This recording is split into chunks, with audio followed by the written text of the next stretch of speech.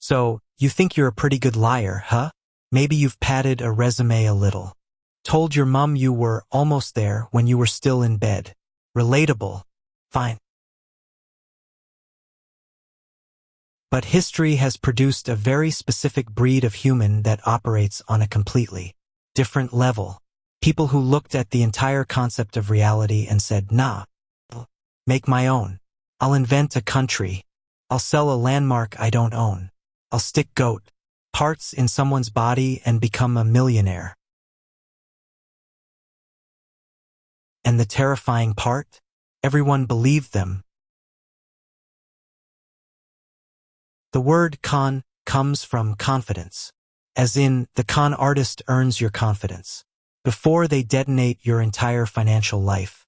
Confidence men and the occasional confidence woman have been gaming human psychology since before we had words for it. According to historians at the University of Oxford, the golden age of the confidence trick ran roughly from 1700 to 1950, a period when mass communication was just good enough to spread a reputation but not quite good enough to immediately expose a lie. Perfect window. A beautiful, catastrophic window. So with the existential dread of that fully installed in your brainstem, let's meet some of history's most unhinged frauds. And no, you've almost certainly never heard of most of these people. Segment 1. George Psalmanazar, the man who invented a country before breakfast. In the early 1700s, Europe was absolutely frothing over exotic foreign lands. Travel was dangerous, expensive, and largely the domain of merchants and missionaries. For most people, learning about the world beyond their village meant trusting whatever some guy with a book said. And some guys with books were lying through their teeth about absolutely everything. Say hello to George Psalmanazar, a man whose real name, real nationality, and actual place of birth are, to this day, completely unknown. What we do know is that he walked into early 18th century London, claimed to be the first native of Formosa, modern-day Taiwan, ever to visit Europe, and watched the entire city absolutely lose its mind. Now, Psalmanazar was almost certainly French. He had zero connection to Formosa. He'd never been there. He didn't speak a single word of any language native to the island. He didn't even know what Formosans looked like. But none of that stopped him from inventing an entire civilization from scratch. He fabricated a language, complete grammar, a full alphabet, working vocabulary. He wrote out a calendar. He described religious customs, food, clothing, class hierarchies, and social rituals in meticulous, completely made-up detail. He claimed that Formosan religion required the annual sacrifice of 18,000 young boys, whose hearts were offered to the gods. 18,000 per year. Was any of it real? Not one syllable. Did anyone fact-check it? Reader, they did not. In 1704, he published a book called An Historical and Geographical Description of Formosa, a 300-plus page monument to confident fabrication. It had maps, diagrams, illustrations, a full alphabet. The British intelligentsia devoured it. He was invited to dine with bishops, lectured at Oxford, and paraded around London as a walking curiosity cabinet, when actual missionaries who had spent real time in Formosa tried to call him out, pointing out that literally nothing in his book matched any real description of Taiwan. Psalmanazar simply called them liars. The crowd sided with him because he was more entertaining, as human beings have always prioritized entertainment over accuracy since the dawn of recorded time. He did have one actual weakness. He was visibly, aggressively white, pale-skinned, light-haired, and about as Taiwanese as a plate of fish and chips in the rain. When confronted on this point, he explained calmly that Formosan aristocrats lived underground to avoid the sun. Nobody pressed further. Plus 10 charisma stat. Dump stat. Everything in the plausibility skill tree. Eventually, more reliable information about East Asia filtered in through legitimate trade routes, and Salmanazar's story started looking increasingly wobbly. He quietly retired from the exotic foreigner business, converted to actual Christianity, became a respected scholar, and late in life admitted the whole thing was fiction. He never revealed his real name. He took his true identity with him into the shadow realm, the only person alive who ever knew where he was actually from. The man invented a country, a language, a religion, and a calendar from nothing, got welcomed into the halls of Oxford and Parliament, and his Wikipedia article is still filed under possibly French. Absolute respect, you magnificent fraud. Segment 2. Gregor MacGregor, king of a country that didn't exist. The early 1800s were the golden age of speculative investment. The Napoleonic Wars had just finished turning Europe into a smoking mess, leaving behind a continent full of veterans with accumulated pay and no obvious outlet for their ambition. Latin America was simultaneously opening up for foreign investment as Spanish colonies declared independence one after another. Everyone wanted in on the ground floor of something new. Rich people with more money than restraint were practically begging for someone to point them at an opportunity. Enter Gregor MacGregor, Scottish military officer, decorated war hero who genuinely served with distinction under Simone Bolivar, a man with real medals, a real reputation, and an absolutely catastrophic relationship with the concept of things that actually exist. He didn't just sell fake stock. He invented a fake country, named himself its king, and then sold people land in it.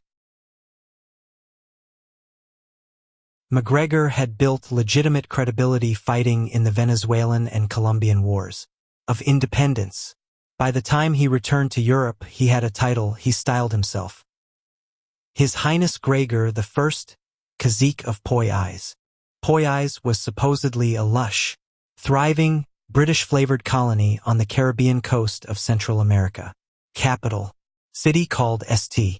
Joseph, cathedral, a bank, a theater, fertile farmland, a functioning government.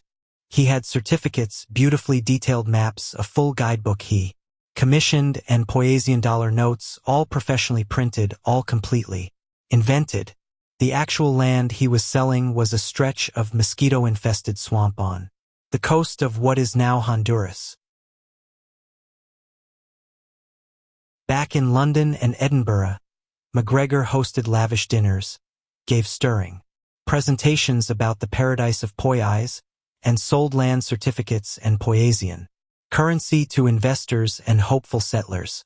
He floated government bonds worth the equivalent of millions of today's pounds. And then he made the move that separated him from mere fraudsters. He sent settlers there. In 1823, approximately 250 Scottish settlers boarded ships with all their earthly possessions, their Poyasian banknotes, and their land deeds, and sailed for their glorious new lives. They arrived at a swamp. No capital, no cathedral, no bank, no theater, just mud, mosquitoes, yellow fever, and malaria eagerly introducing itself. More than 180 of the 250 settlers either succumbed to disease or expired before rescue. Ships eventually found them. MacGregor, meanwhile, had already relocated to France to run the exact same scheme on a different population of optimistic investors. Give me all your francs. Oh my God. He was arrested in France for fraud. He was tried. And then, in a verdict that should probably be classified as a second crime, he was acquitted. He moved back to Venezuela, where his war record remained celebrated. He was reinstated as a general and received a government pension for the rest of his days, eventually departing this mortal realm at 59 comfortably and of natural causes. 250 people boarded ships to live in a country this man invented over dinner, and he died in military retirement on a government salary. Some people are simply built different, terrifyingly, unconscionably different, but different. Segment 3: John Romulus Brinkley, the goat testicle doctor. Rural America in the 1910s was a very different operating environment. Medical licensing was loosely enforced. Germ theory was still fresh, and if you showed up in a small Kansas town in a nice suit and deployed enough Latin, people would voluntarily hand you both their ailments and their wallets. The era produced a thriving ecosystem of patent medicine salesmen, cure-all tonics, and outright quacks. But most quacks had the basic operational sense to sell something you couldn't immediately watch failing. John Romulus Brinkley, and yes, he chose Romulus himself, did not have that sense. Brinkley had what you might charitably call a patchwork medical education. A couple of diploma mills, a medical license purchased from a state with notably relaxed standards, and a clinic set up in Milford, Kansas. Population: not many. In 1918, a local farmer named Bill Stitsworth arrived at his office complaining of low energy and a general lack of marital enthusiasm. Brinkley looked at this man. He looked at the goats in the pen outside his window. Something clicked. Medicine good, but goat is better. Many goat. Brinkley began surgically implanting slices of Angora goat testicles into the scrotums of men who paid $750 per procedure, roughly $13,000 in today's money. Did the surgery work? In the immediate term, there was a placebo effect so powerful that men swore their entire lives had been rebooted. Bill Stitsworth's wife allegedly became pregnant. They named the child Billy, which is either touching or extremely on the nose. Word traveled. Brinkley's waiting list detonated. He built a full hospital. He purchased a radio station, one of the first in Kansas, and began broadcasting medical advice and promoting his clinic. He is credited by media historians with essentially inventing modern country radio. He was performing 50 procedures a week. Patients arrived from across the country. He was pulling in millions. The American Medical Association viewed him with the white-hot contempt of 1,000 sons and spent years attempting to dismantle him. Brinkley's response to the AMA's efforts was to run for governor of Kansas. Twice, he nearly won both times as a write-in candidate his first attempt. When his medical license was finally revoked in 1930, he simply moved his radio transmitter across the border to Mexico, illegally, cranked it up to 1 million watts, and continued broadcasting across half of North America as if nothing had happened. The whole structure eventually collapsed under the weight of lawsuits from patients whose procedures had gone wrong in spectacular and permanent ways. Several men quietly made their final exits from this world following his care. By 1941, federal courts and civil judgments had stripped him of everything. His health gave out a year later, and he joined his former patients in the shadow realm from heart failure in 1942. The man became a multimillionaire, nearly became a sitting governor of a U.S. state, and invented the format of country radio, all by convincing people to let him put goat parts in their bodies. And some historians think the placebo effect alone may have actually produced measurable improvements in patient well-being, which means the goat wasn't the dumbest creature in that operating room.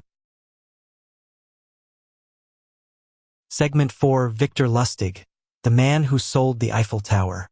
Twice. Paris in 1925 was still structurally recovering from the First World War. The city was overcrowded, underfunded, and quietly exhausted. The Eiffel Tower itself, originally built in 1889 as a temporary exhibit, was expensive to maintain and had been debated for demolition multiple times in the preceding decades. The government was strapped, the press was restless, and anyone with genuine inside knowledge of imminent public works decisions could, theoretically, make a killing. Victor Lustig was born in Bohemia in 1890 and spent the first 35 years of his life assembling a skill set that no university would offer and no sane person would pursue.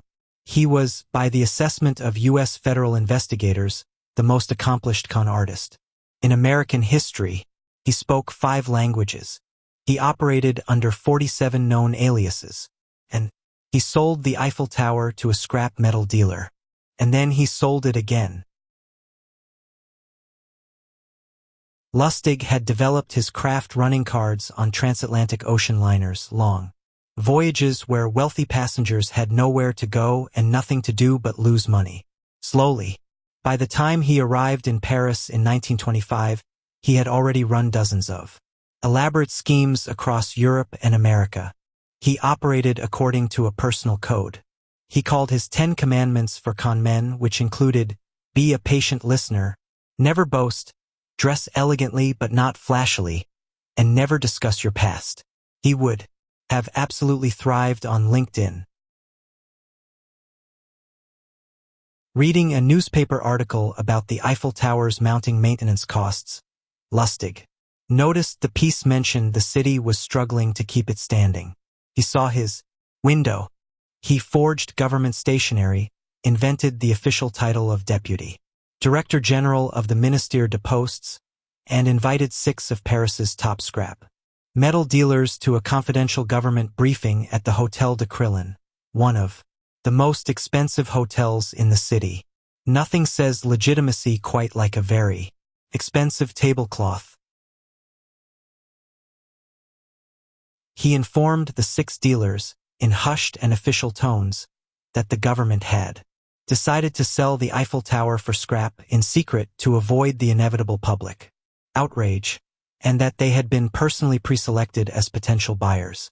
He then toured them through the tower in an appropriately official-looking car, took their bids, and sold the tower to the highest bidder, a dealer named André Poisson, for the equivalent of hundreds of thousands of dollars.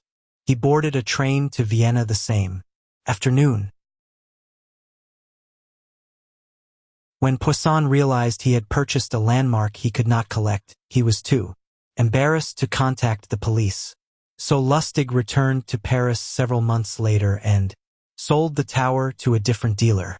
The second dealer did go to the police. Lustig was already on a boat. He was eventually arrested by the U.S. Secret Service in 1935, not for the Eiffel Tower business, but for running a counterfeit currency operation that flooded the United States with fake bills worth millions. He was convicted, sentenced to 20 years in Alcatraz, and actually escaped from federal custody once before being recaptured within 24 hours. He made his permanent departure from this plane of existence in 1947. From pneumonia still inside Alcatraz. His death certificate listed his occupation as apprentice salesman.